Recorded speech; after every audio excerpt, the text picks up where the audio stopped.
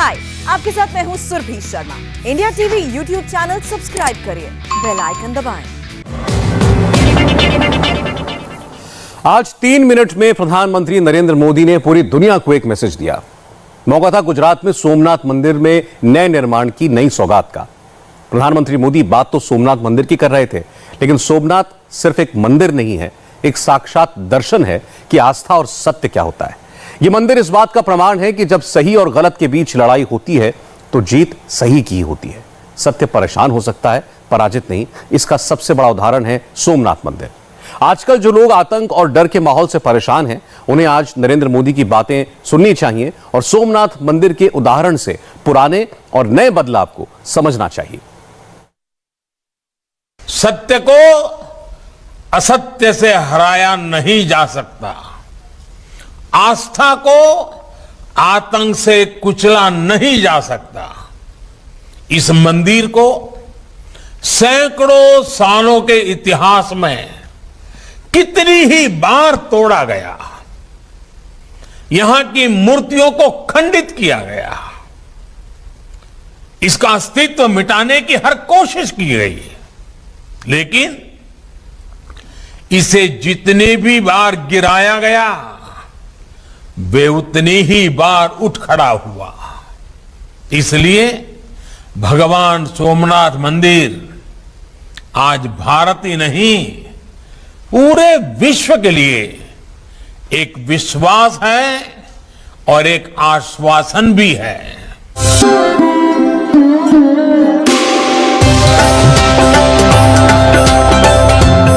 ये भगवान शिव का वही सोमनाथ मंदिर है जिसे महमूद गजनवी से लेकर औरंगजेब ने 17 बार तोड़ा, लेकिन इसे कोई मिटा नहीं पाया। ये पूरी दुनिया में भगवान शिव के 12 ज्योतिर्लिंगों में से वही पहला ज्योतिर्लिंग है, जिस पर सन 1025 से लेकर 1655 तक 600 साल में बार बार हमले हुए। कई मुस्लिम आक्रांता आए और चले गए, लेकिन सोमनाथ के अस्तित्व को खत्म नहीं कर पाए। अपनी ताकत और धार्मिक उन्माद के चलते इन आक्रांताओं ने तलवार के दम पर मंदिर की संपत्ति को लूटा, मूर्तियों को खंडित किया, हजारों निहत्थे लोगों को मौत के घाट उतारा, मंदिर को कई बार तोड़ा, लेकिन श्रद्धालुओं के मन से भगवान शिव के सोमनाथ मंदिर के प्रति आस्था कम नहीं कर पाए। आज भी गुजरात के सौराष्ट्र में यह मंदिर पूरी श्रद्धा और वैभव के साथ खड़ा है। सरदार पटेल से लेकर पीएम मोदी तक सोमनाथ मंदिर के जीर्णोद्धार और नए निर्माण का काम आज भी जारी है। सोमनाथ तो सदियों से सदा शिव की भूमि रही है और हमारे यहां शास्त्रों में कहा गया है, शम करोति सह शंकरः, अर्थात जो कल्याण को, जो सिद्धि को प्रदान करे वो शिव है। ये शिव ही है जो विनाश में भी विकास का बीज अंकुरित करते हैं, संहार में भी सृजन को जन्म देते हैं।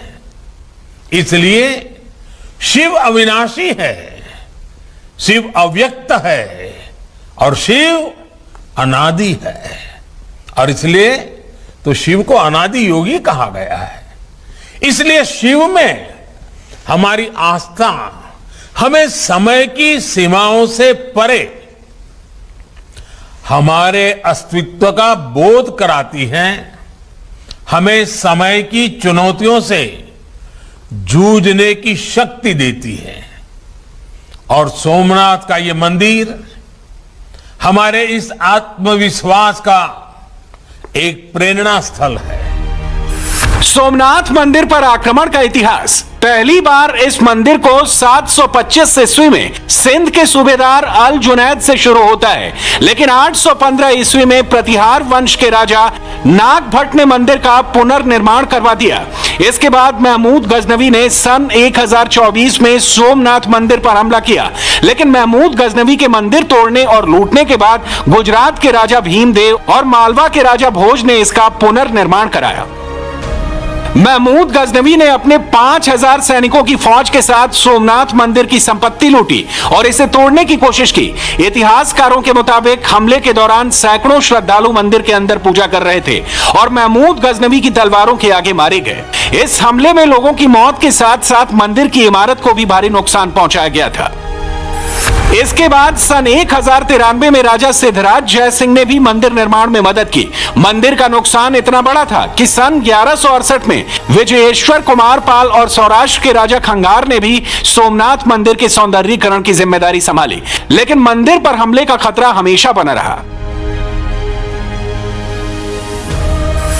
इसके बाद 1297 में जब दिल्ली सल्तनत पर अलाउद्दीन खिलजी का कब्जा था, तब सेनापति नुसरत खान ने गुजरात पर हमला किया। खिलजी के इस सेनापति ने सोमनाथ मंदिर को दोबारा तोड़ दिया और मंदिर की सारी धन संपदा लूट कर ले गया।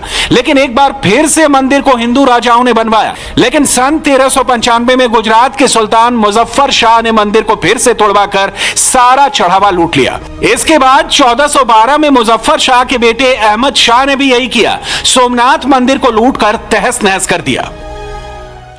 जो तोड़ने वाली शक्तियां हैं, जो आतंक के बलबुत्ते साम्राज्य खड़ा करने वाली सोच है, वो किसी कालखंड में कुछ समय के लिए भले हावी हो जाए, लेकिन उसका अस्तित्व कभी स्थायी नहीं होता। वो ज्यादा दिनों तक मानवता को दबाकर नहीं रख सकती। ये बात जितनी तब सही थी जब कुछ आतताई सोमनाथ को गिरा रहे थे, उतनी ही सही आज भी है जब विश्व ऐसी विचारधाराओं से आशंकित है। सोमनाथ मंदिर पर हमले का सिलसिला मुगल साम्राज्य में जारी रहा।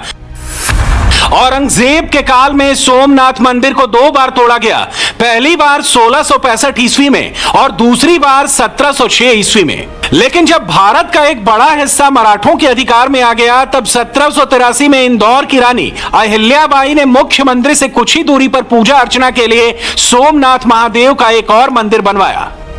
भारत की आजादी के दौरान सरदार वल्लभ भाई पटेल ने अपनी गुजरात यात्रा के दौरान सोमनाथ मंदिर के निर्माण का संकल्प लिया। इसके बाद ही 1951 में मंदिर का पुनर्निर्माण हुआ, जो 4 साल बाद 1955 में पूरा हुआ। यानी आज जो मुख्य मंदिर आप देख रहे हैं, वो सरदार वल्लभ भाई पटेल के संकल्प का ही नतीजा है। सोमनाथ मंदिर को तोड़ने और बनाने का यह महायुद्ध पिछले 1000 साल से ज्यादा चला, लेकिन आजादी के बाद सरदार पटेल की देखरेख में शुरू हुआ मंदिर के पुनर्निर्माण और रेनोवेशन का सिलसिला आज भी जारी है। हम सभी जानते हैं, सोमनाथ मंदिर की पुनर्निर्माण से लेकर भव्य विकास की ये यात्रा केवल कुछ सालों या कुछ दशकों का परिणाम नहीं है। ये सदियों की दृढ़ इच्छा शक्ति और वैचारिक निरंतरता का परिणाम है।